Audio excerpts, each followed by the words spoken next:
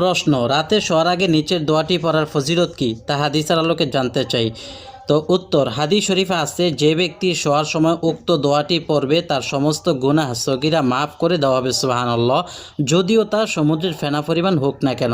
সহিহ ইবনে ইব্বান হাদিস নম্বর 2365। দোয়াটি হলো লা ইলাহা ইল্লাল্লাহু ওয়াহদাহু লা শারীকা লাহু লাহুল মুলকু ওয়া লাহুল হামদু ওয়া হুয়া আলা কুল্লি শাইইন কাদির ওয়ালা হাওলা ওয়ালা কুওয়াতা ইল্লা বিল্লাহ সুবহানাল্লাহি ওয়াল হামদুলিল্লাহি ওয়ালা ইলাহা ইল্লাল্লাহু আল্লাহু আকবার।